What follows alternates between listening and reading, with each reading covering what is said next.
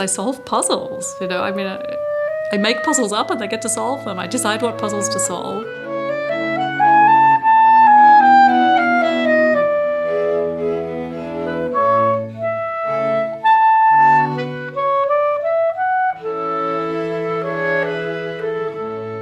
My name is Nicola Spaldin, and I'm the Professor for Materials Theory at ETH Zürich.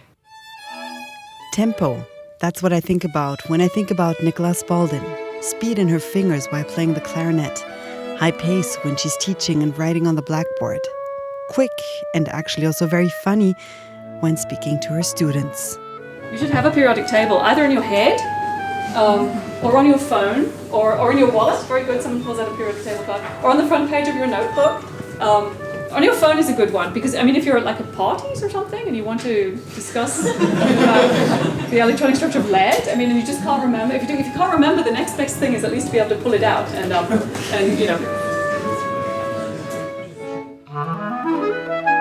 Nicola Spaldin, Professor for Materials Theory at ETH Zürich.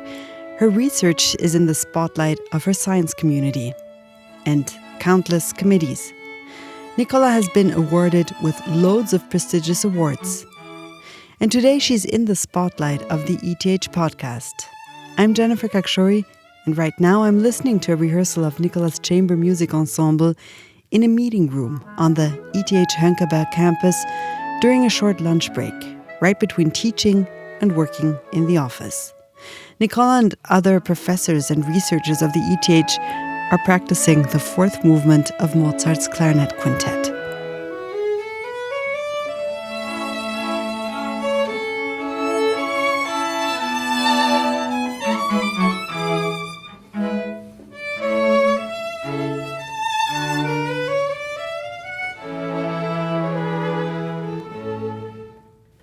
Why, out of all instruments, did Nikola choose the clarinet? Yeah, so when I started school, actually, I wanted to play the cello. And in my school, they gave us singing tests to see who was allowed to have a musical instrument. And I couldn't sing in tune. And so the music teacher said I couldn't have a cello, but I could have a clarinet. I think she thought because I was reasonably good in math, I could press the buttons and blow. And so I'd be okay in the back of the band. So, why did you not become a musician? And why did you study chemistry rather than music? I think that being a full-time musician is perhaps something hard to contemplate if you don't come from a background where that's a normal career path. We call it playing, right? For me, which was play, and it would have been a big step to think of that as something that I could make a living from. I also think I was probably a little better in chemistry and physical sciences than in music. It's also much easier to make a living if you're not absolutely the best in physical sciences and engineering. Music's much tougher, I think. Nikola is one of the top researchers in her field. A career in music is different than a career in science. So what actually is materials science and materials theory? So materials science is the science of stuff, of all of the stuff that's around us. It's all materials. And as material scientists, we try to understand how stuff works so that we can make it better. That's what it is. Materials theory, we think about it rather than doing anything practical. So we think about how stuff works and explain it and then propose how to make it better.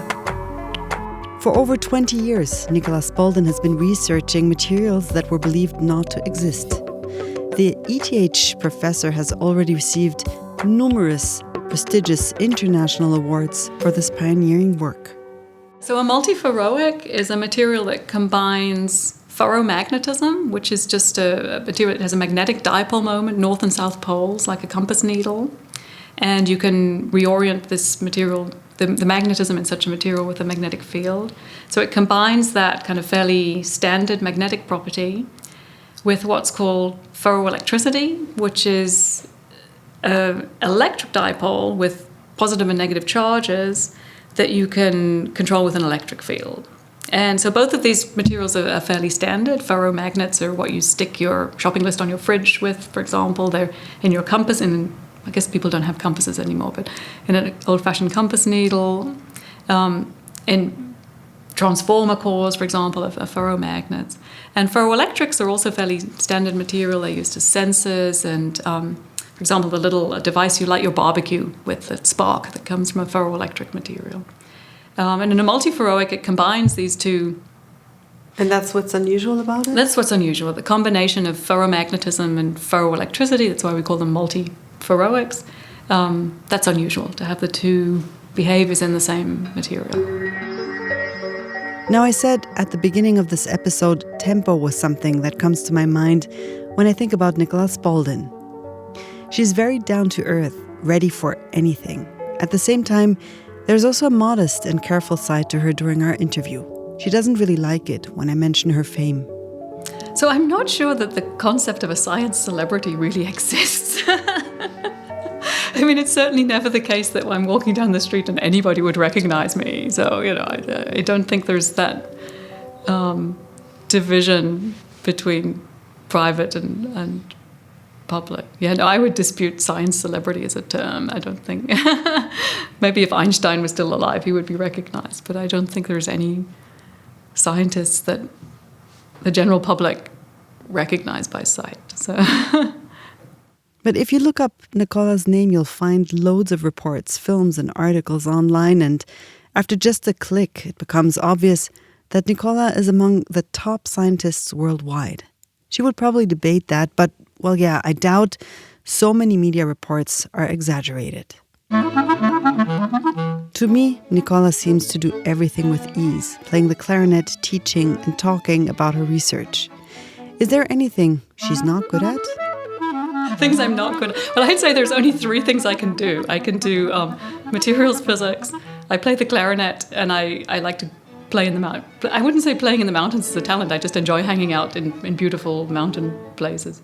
And those are the only 3 things I can do. So the rest of the infinity minus 3 of other things, I'm very bad at. Okay.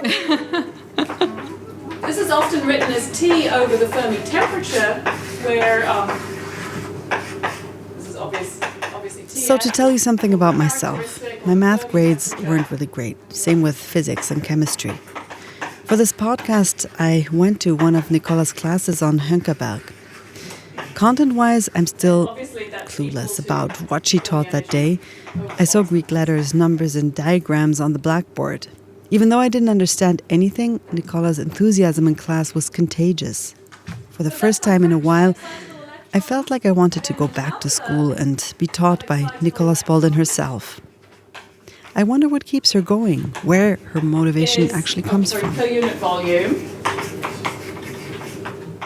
I can't imagine being unmotivated about, what I do for my profession is I solve puzzles. I make puzzles up and I get to solve them. I decide what puzzles to solve.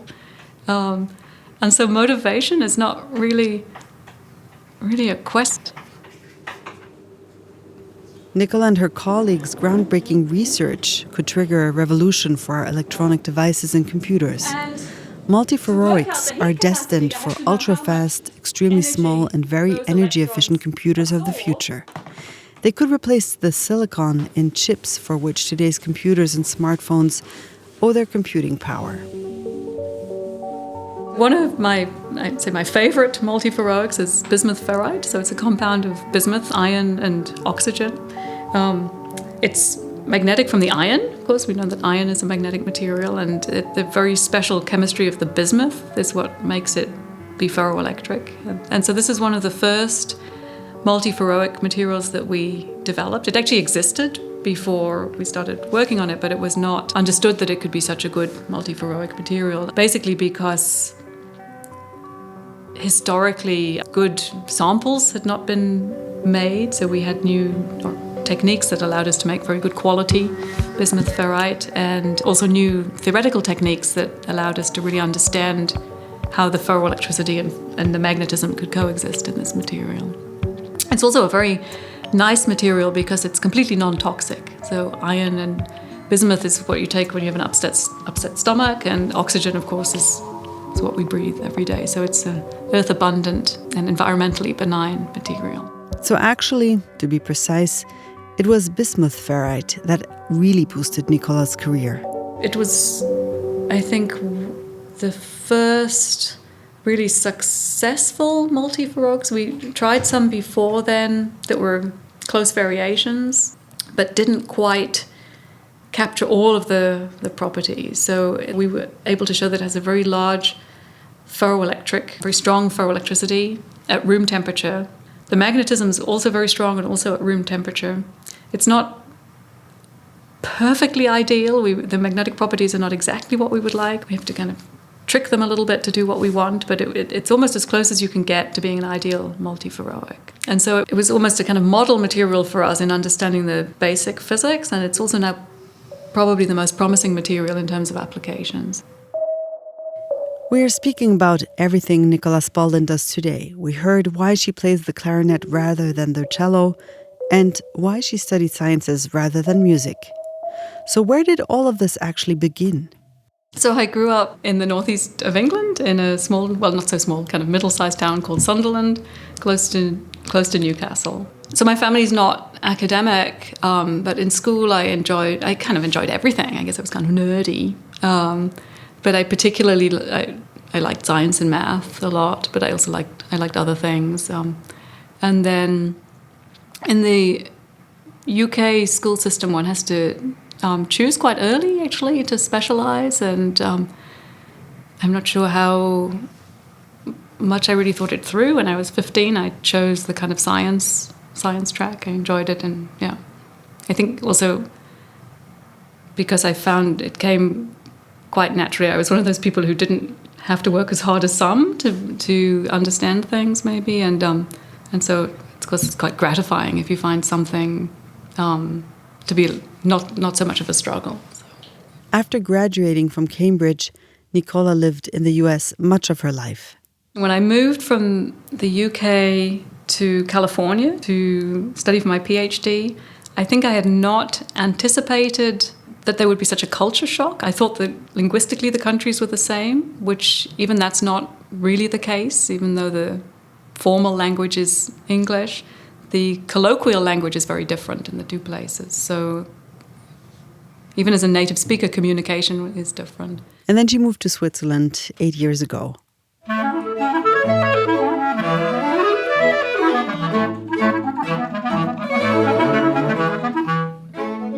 The transition from the US to Switzerland, it's certainly facilitated by the fact that it's just extremely comfortable and straightforward to move to Switzerland. It's very clear how things work. It's very clear what the rules are. It's very clear exactly how you should put out your rubbish and when. Everything is very organized, and that was a very comfortable transition.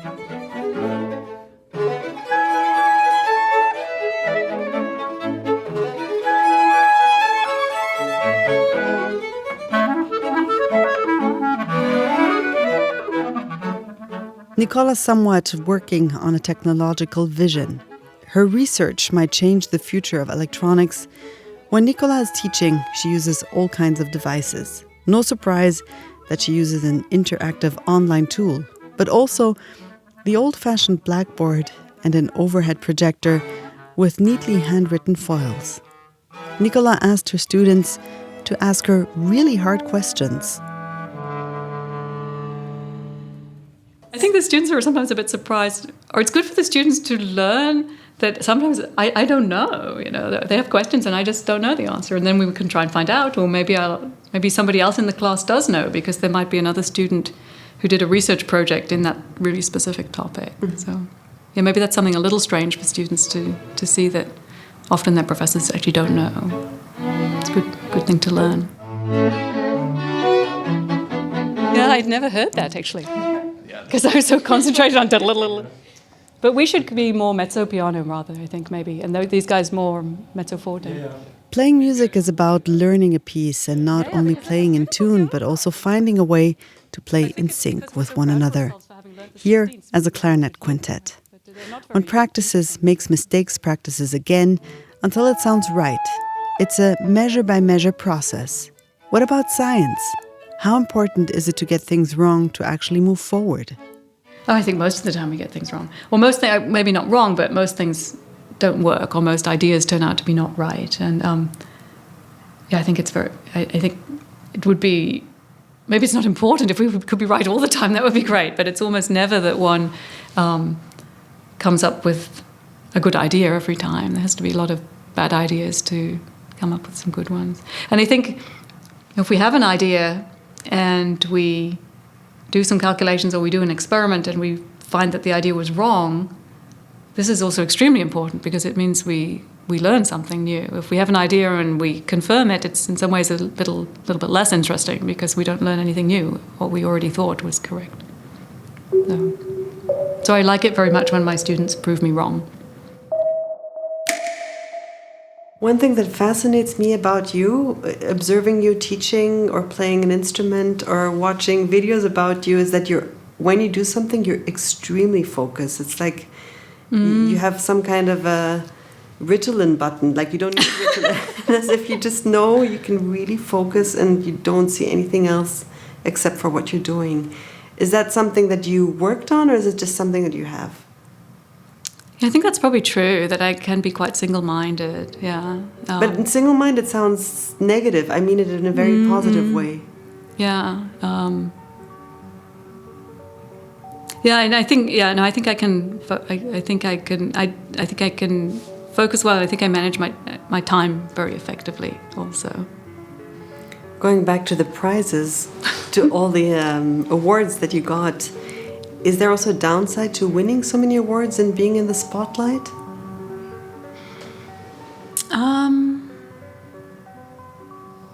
Podcast version. Yeah, exactly. Is there a downside? You have to do all these dumb podcasts, you know? Well, I told you, Nikola doesn't like to be in the spotlight of her fame. And the guy you just heard in the background, who asked for the podcast version answer, that's the co-producer of the podcast, Tisvachter.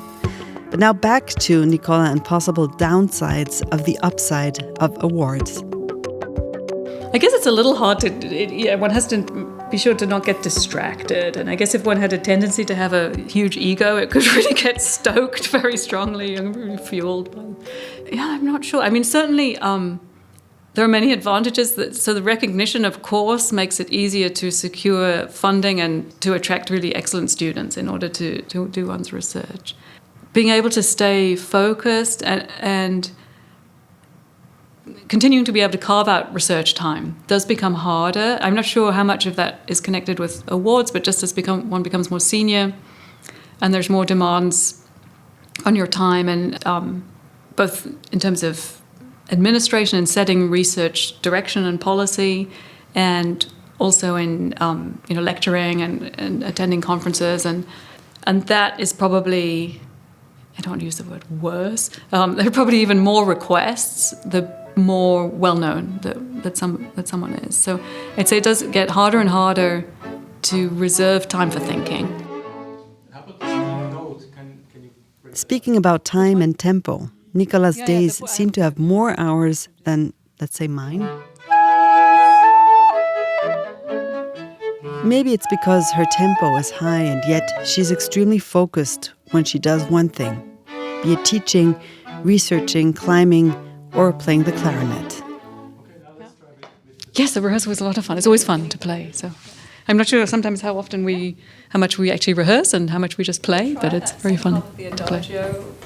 Oh, how are we doing? Oh, okay. What's the time? It's, You have to go teaching. yeah, I have to teach. I was going to suggest we try it without I have to me. go and feed children. Okay. Okay, well, next time we try the second half of the adagio without me. Nicola has things to do. She's busy. She doesn't have time to only practice the clarinet. Music for lunch is over now. Everyone packs up their instruments. Nicola, the professor of materials theory, has her clarinet in a special bag on her back, and in quick steps, she heads out of the room and into the cafeteria, grabs a sandwich, and goes to her office.